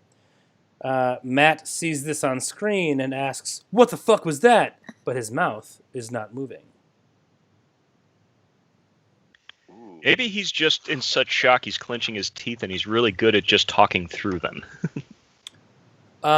True. Or he's a master at throwing his voice, and he doesn't, because he's like frightened. He throws his voice like over somewhere else because he doesn't want any sort of creatures to know that he's like talking. You know what I mean? Anyway, he's like, I'm going to throw my voice over there because I have something to say, but I don't want him to find me over here. I'm entirely on board with his secret ventriloquist powers. Yeah. If we, what the fuck was that? And like the liquor jumps over there. He's like, ha ha. Is this guy like second cousin to Jeff Dunham?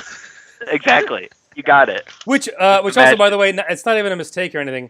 But I love how the liquor is like bashing through the window, and then like stops for a minute so they can have a bit of a conversation, and then like starts again. So like the liquor's like I just imagine him like around the corner like, oh man, it's fucking hard. She was right. That window is reinforced. Whew, he's like drinking a Gatorade. He's like, all right, back at it. Here I go. Actually, that same thing with like the talking and lips not moving. As the team is going through there, I think it's Spence, maybe. I don't know. This is where it gets a little murky. It's like someone says the words "What happened here?" yet no one's mouth in camera is moving. So if we're, I'll take your Truman Show lead in. I'll say that we're watching this unfold as if it was a reality show of just sick bastard. It's almost like the Running Man, right? We're watching this unfold and watching this loop over and over again. And the Umbrella Corporation realized early on, they were like, we can run these loops over and over again to figure this shit out and just kill these clones/hosts. But if we just fucking put that shit on Hulu, people will go fucking nuts for it and we can sell advertising. So I'm going to say that we are watching the reality show version of this loop, and that was just someone, like, that was just a hot mic in the fucking production room, right? Like, someone, like, when someone wasn't supposed to say something, they're like, what the fuck happened? Oh shit, like, cut that off, motherfucker! Or they just felt like they needed it for dramatic effect, so they recorded the voiceover later. It's just some random person, and just throw it over the scene, like, we need this, throw it in there. It's a different shitty intern going, wait, you want me to voice over a crisis situation? To build tension? Exactly. Reality show ADR. I like it. Like, that's fine. Just throw it in there. Exactly. What happened? So when the team leader, I like that even the fucking mistake doesn't remember who these names are, is opening the door to the Red Queen chamber, he clips an electronic device to the door to hack the code. The device is a Accu-Check blood glucose monitor. Okay, so we know that Umbrella is apparently staffed with incompetent interns, but also they are pretty good at lying to people. So I'm guessing that they just made the casing of these things to look like harmless, innocuous bits and bobs. So medical equipment, things that you would find in an office and would raise no suspicion. The guns notwithstanding, but like any of the super high-tech stuff that they wanted to keep hidden, like anything that's proprietary, where it's like that's a prototype. Don't lose that. It's like some spy shit. That's not. Yeah, that's nice. It's like this is the first real world use of it, and we don't want anyone taking pictures going, okay, we can figure this out. They're just like, make it look like a glucose meter. No one's going to look at it. I'm on board with that. Also, I just combined the word spy and fucking into spucking, and I'm pretty excited about that. So spucking is a word now. But yeah, so I like the fact that that's just like the high tech stuff on the DL. That's a good answer. I like that.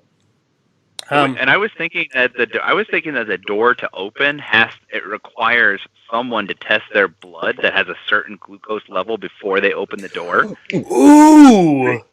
So you have to the right level. You have to have the right level. So you test it, and then you can open the door with the correct level of glucose. And the glucose level it applies to sort of midichlorians. Oh my so God! It has to be somebody who's been experimented on. That's the only way you can get in there. That is some hardcore security. So like, no, you fucked up. Eat a cookie. All right, now you'd be fine. It's like, wait, is this device going to check for like presence of the T virus, genetic defects, or anything? No. It's going to measure your sugar, and if you're not properly like nourished, no. I mean, maybe you know what? Maybe it's also entirely possible that Umbrella Corporation just has a lot of diabetics working for them, and they're just really concerned about their fucking people. Like it's like they're so hardcore. They're like, look, I know you want to go to work today. I know you want to fucking log in and just fucking sit at your fucking cubicle, do your shit. But how are you doing? Like, are you good right now? Because if not, you're not getting in the door. Oh, they have an internal resource group that's dedicated to people with diabetes. And they're the ones who instilled the glucose meter program as part of the security to make sure that everybody's got the correct blood sugar. So, wow. By the way, that's extremely realistic. Yeah. Holy shit. Huh. Well, good on you, Umbrella Corporation. Diabetics in health. Good on you. So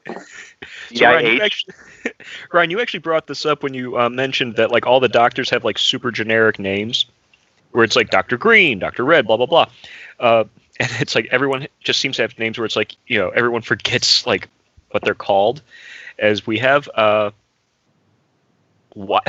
All right, are we to really assume that they just staffed an entire research facility with people where it's like, okay, you're certain, it's like, okay, you must either be related to or have diabetes, and you must also have a surname that is a primary or secondary color. Yeah, look, one of the two. It's a code name. It's a code name. It's not their real name. That's fair. Oh, actually, you get hired. Where the hell is it? There's one about the names. Oh, here it is. Okay. When the lab, this is one of my favorite movie mistakes ever. I'm so excited about this one. When the lab at the beginning of the movie is filling with water, the camera scans the female scientist, and her name shows up as Dr. Anna Bolt. Anna Bolt is the actress's name, while her character is Dr. Green. So it tells. Oh my god. Okay, I'm just going to circle back to the idea that if you're working in this facility, you're assigned a code name, but the Red Queen has access to the actual personnel files. Yeah. All right. So, and the Anna Bolt, the actress, she acts in movies as a cover to the fact that she's actually a scientist in an underground lab. It's like, you're going to be. It goes back to the Truman Show.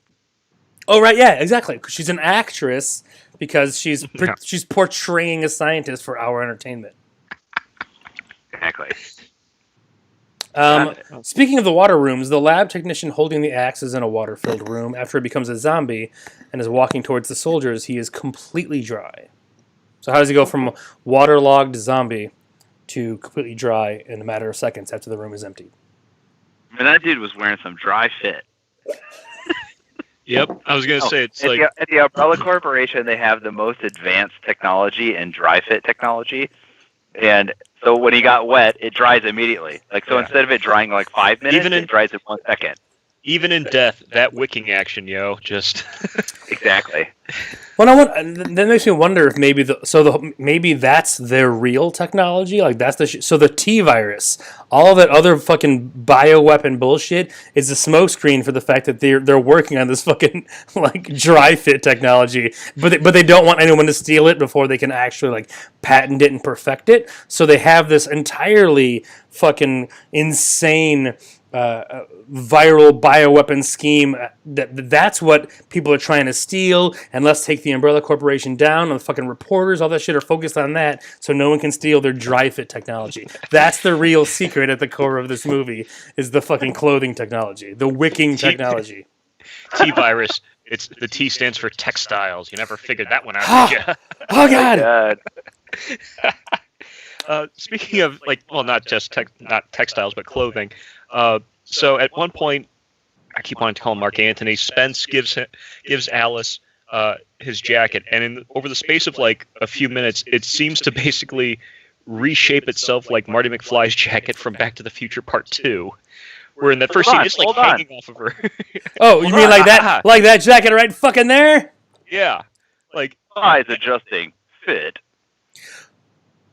That's pretty great.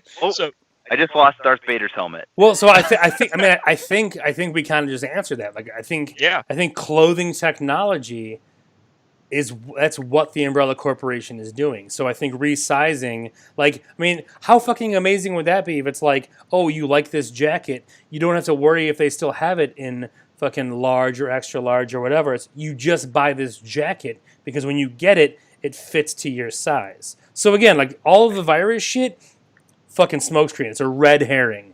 Like it's your jacket is now drying. Drying mode on. Right. So the Umbrella Corporation, and I would argue that umbrellas are made of fabric. So maybe we should have known that. That's their whole fucking thing, man. And maybe their whole virus smokescreen got out of control, and that's kind of really the story that we're watching. But yeah, like clothing technology, that's at the fucking core. Dry fit and resizing is the fucking core. Does that mean that Back to the Future takes place in the reality where the Umbrella Corporation didn't fuck up their research and actually cornered the textile market with because power laces, resizing clothes? Because that's why they're running these simulations, right? It's like they're running these simulations over and over and over to find out what's the correct configuration, what's the simulation that gets us to that future. So the Back to the Future is the sequel to Resident Evil because we're watching the one simulation that ran the correct way. So they were like, cool, let's do that one. Yeah, that was the timeline that skewed into the correct tangent. Right. Or the optimum tangent for their means. Right. The ideal simulation turned into Back to the Future. So fun. Watch. So the trilogy is The Fifth Element, Resident Evil, Back to the Future 2. Yeah, and then you watch Spider-Man.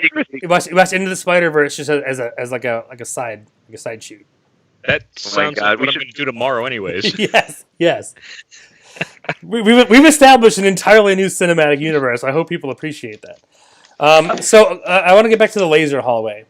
Okay, yeah, this is okay. There's a fucking lot going on in this laser hallway. So there's at least two problems in this laser hallway aside from the fucking how insane and extra the lasers were. One is you have the dude turned into like cubes. He's cubed, turned into bits of bite-sized ham. But you never you don't see that. Like you don't when they open the door and they walk through multiple times, you don't see a pile of cubed body on the floor or diamond body, I guess.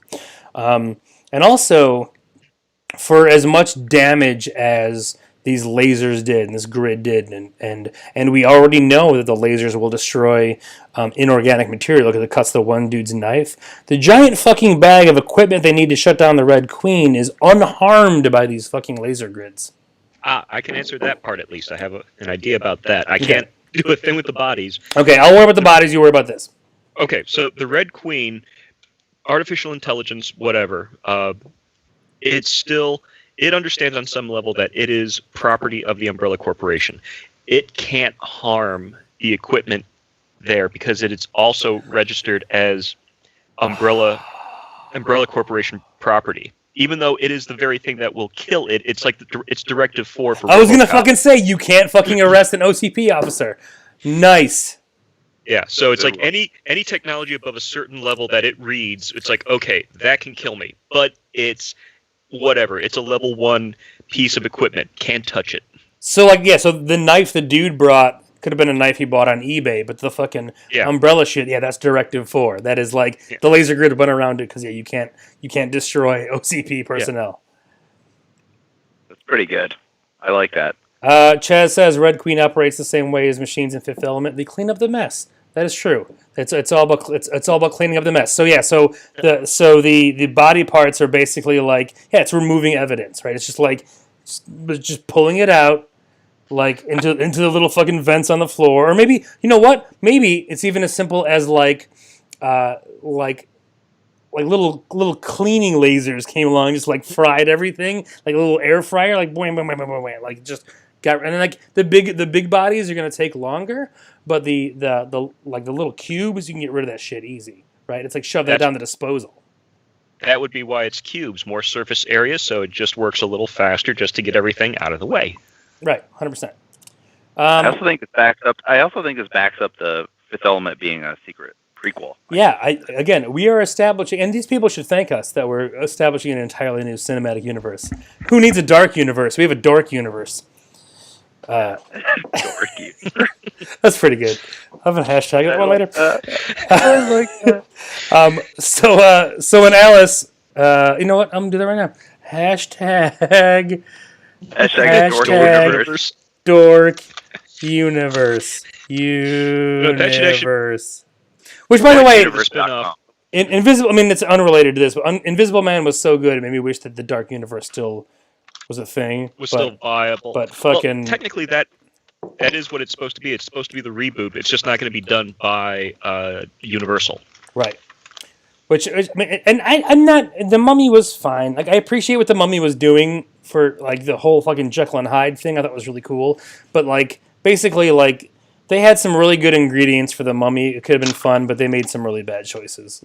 Every choose your adventure that you could make the wrong way, they did while making that movie. But that's neither here nor there. I also think the formula for trying to create a universe is you just keep making movies until you make a good one. Let's say the new Invisible Man, for example, and then that's the seed that you start with. That's your Iron Man. And then you start building off of what you've achieved, which is the one thing. That's a good point, because even MCU-wise, Iron Man was incredible, but then they made a bunch of shitty movies, but they were realistically, they could have killed the MCU, because Incredible Hulk wasn't that good, and Iron Man 2 was fine, and the first Captain America, first Thor was not that good, first Captain America was not that good, so it could have died, but they were look, if we just keep doing it, it's gonna be fine.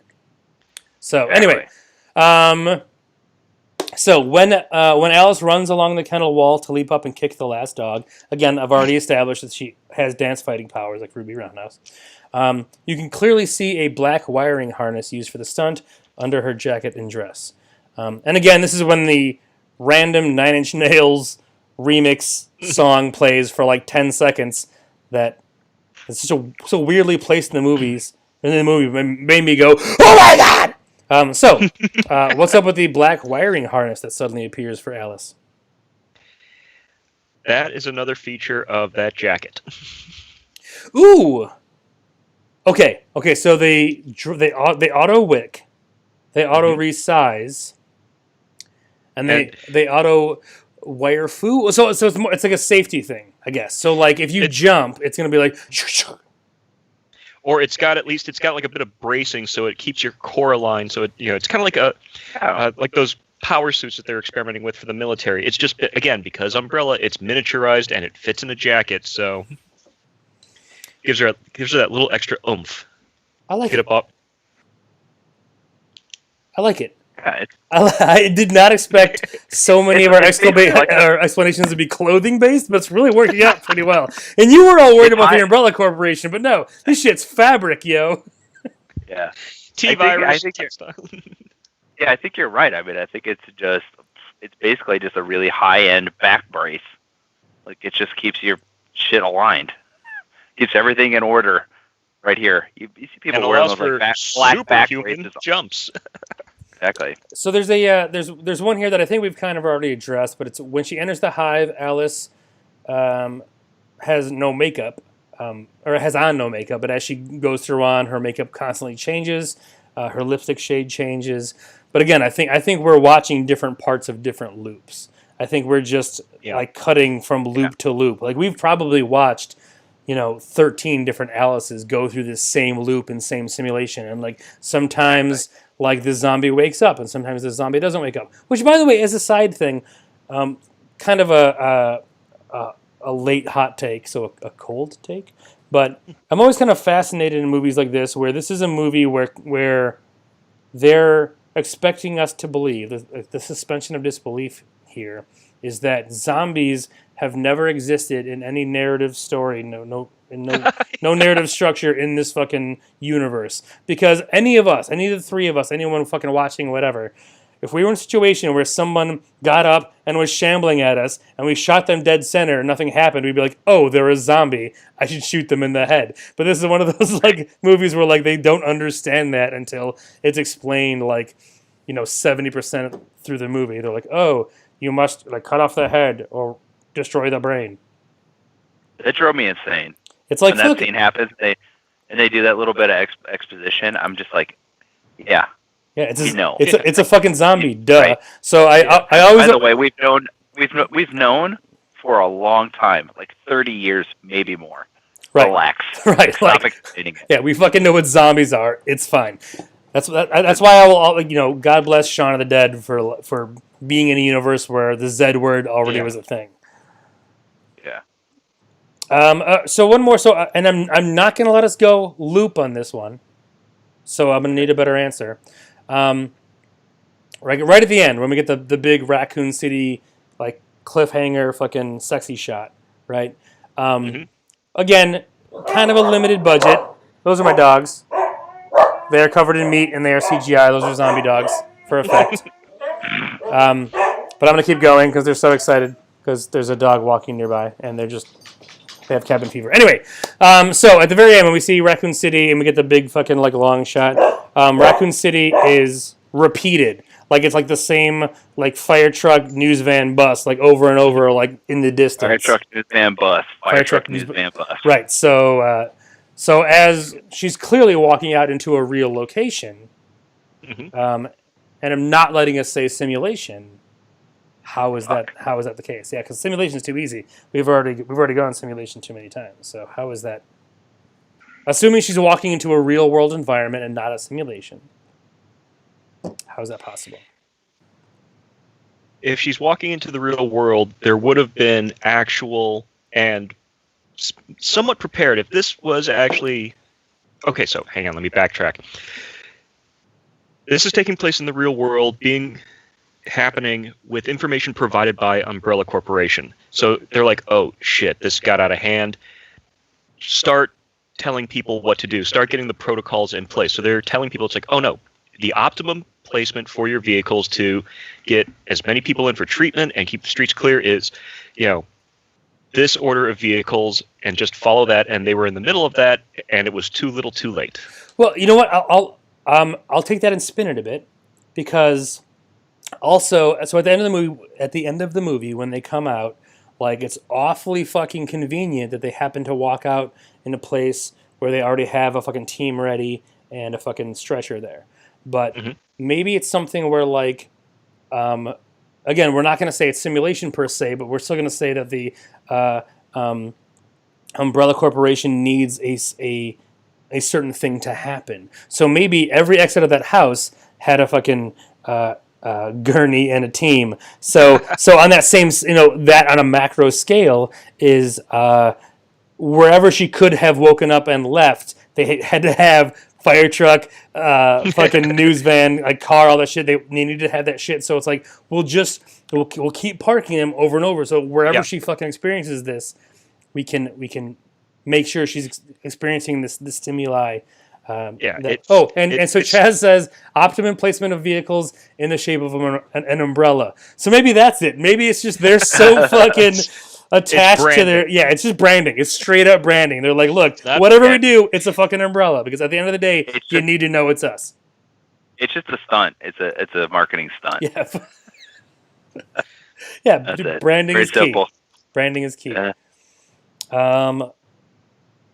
Okay, here's one that we haven't. I don't think we've touched on yet. That little scar on Alice's shoulder. At the beginning, it looks like it's a fairly faded scar, and then when she wakes up in the hospital, it looks pretty recent. Like it looks a little bit more inflamed, a little bit more vivid. Yeah, I mean, my answer for that one is real fast. They just reopened her shoulder and went inside, and then started like jacking up her powers, like increasing her strength and abilities. I'm gonna say the opposite. I'm gonna go a different way. I'm gonna say this movie's Benjamin Button, and her waking up in Raccoon City is actually the first thing that happens to her. Oh my god! And the rest of the movie plays in reverse. We just don't realize it. But like because of how they're fucking with her, like that's the first thing that like when the real Alice that they just took from the world, like she was a fucking like checkout clerk at Walmart, and they just kind of picked her up. The first thing that happens is she wakes up in this fucking hospital in this destroyed city, and then they kind of like work backwards from there. Okay, I can buy that. All right, just because yours is definitely more fun for sure. Also, I would like to pitch the idea that Dork Universe is going to be our spin-off show where we just try to build as many like franchises out of disparate movies as possible. Oh, I'm sure we could if they were like connect Shawshank Redemption and Jaws and The Last Starfighter, but they all happen in the same universe. But like, yeah, done. Here's how this goes. Super easy. Not even an inconvenience, or barely an inconvenience. So that's about it for me, boys. You guys have any other mistakes you guys want to hit? No, list is all crossed off. We are good.